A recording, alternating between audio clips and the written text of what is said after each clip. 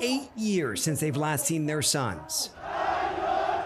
Parents of Mexico's missing 43 students marched through the capital streets, clinging tight to painful memories and demanding justice. A shocking government report released last month concluded their children were victims of a state-sponsored crime, carried out and covered up in part, the report says, by some of Mexico's most powerful.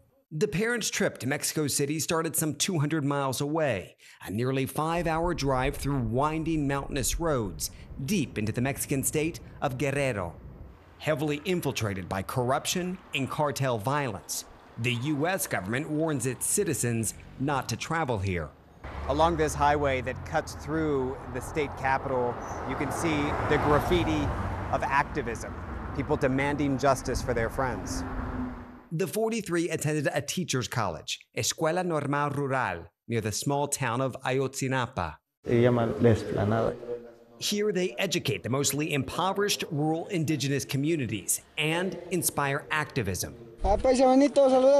These are among the last images recorded of the young men, seen learning farming skills, laughing, smiling, just days before the horrors that unfolded on September 26, 2014. While on their way to commemorate a deadly protest from decades earlier, the bus carrying the students was reportedly stopped by police.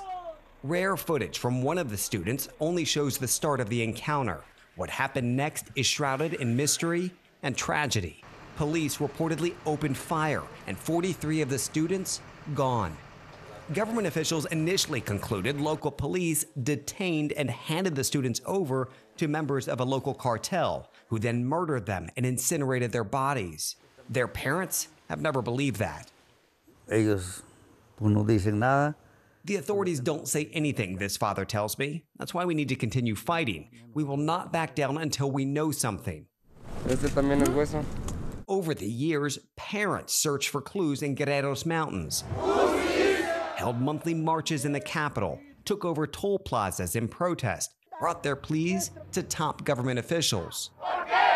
4 years after the students' disappearance sparked international outcry, President Andrés Manuel López Obrador took office and immediately launched a truth commission to investigate. Another 4 years passed, and just weeks ago, that very commission unveiled stunning revelations, stating an order was given to carry out the ambush. It didn't say who gave the order or why, but the report links federal, state, and local authorities to the disappearance and execution of the students. The very next day, the former Attorney General was arrested here in Mexico City. Shocking, given he once led the investigation. And just hours after that, a court issued more than 80 arrest warrants against military, police, and cartel members. Sheltered from the mountain rain, 43 classroom seats hold the missing. Tu sobrino y otro sobrino. His son and 2 nephews. Si los dejamos ir nomás, no hay justicia. If we just let it go, there won't be justice, he tells me. That is to say, the same thing will happen again and again. That's why we're fighting. And that's why every month, Don Margarito and the dozens of other parents, weighed down by unresolved grief, board buses and make the trek eerily similar to the one their sons attempted.